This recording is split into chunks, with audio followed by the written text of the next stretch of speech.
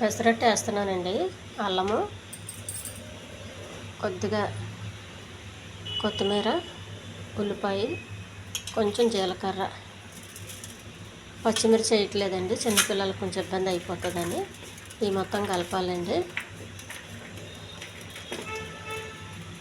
పెసరపిండి అండి ఇది.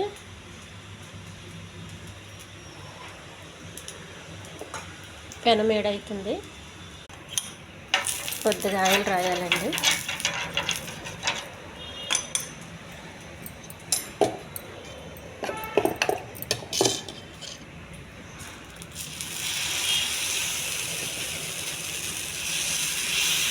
మనకు కావాల్సిన సైజులో వేసుకోవాలి. కొంచెం మందంగా కూడా వేసుకోవచ్చండి.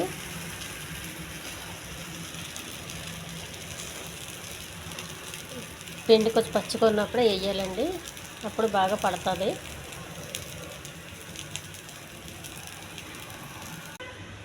టేస్టీ పెసరట్టు రెడీ అయిందండి. ఇది చట్నీతో తింటే చాలా టేస్ట్గా ఉంటుందండి.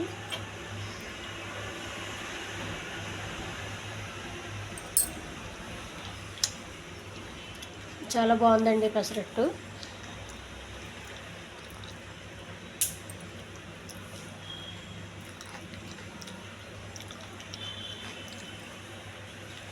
ఈ ఛానల్ నచ్చితే సబ్స్క్రైబ్ చేయండి, షేర్ చేయండి, లైక్ చేయండి, కామెంట్ చేయండి.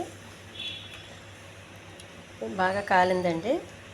ఇందులో కొంచెం నేను బ్లాక్ రైస్ వేసానండి, కొంచెం బ్లాక్గా వస్తుంది. ఎందుకంటే బియ్యానికి కొంచెం బియ్యం వేస్తాం కదండి, బియ్యానికి బదులు బ్లాక్ రైస్ వేసాను. చాలా టేస్ట్గా ఉందండి. ఈ ఉల్లిపాయలు, అల్లము, ఈ కొబ్బరి చట్నీతో చాలా టేస్ట్గా ఉందండి. ఈ పెసరట్టు చాలా తొందరగా ఆకలేదండి. పెసరట్టు టిఫిను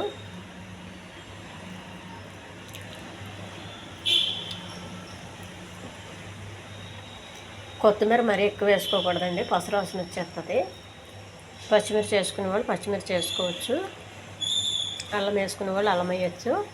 మీ ఇష్టం, మీకు ఏది వేసుకోవాలనుకుంటే అది వేసుకోవచ్చు. కానీ పెసరట్టు అయితే చాలా టేస్ట్గా ఉంటుంది. ప్లెయిన్గా అయితే బాగోదండి, ప్లెయిన్గా సప్పగా ఉంటుంది, తినలేము. అందుకని ఇవన్నీ వేసుకోవాలి. ఉల్లిపాయ, పచ్చిమిర్చి, కొత్తిమీర కొంచెం వేయాలి. చాలా బాగుంటుందండి.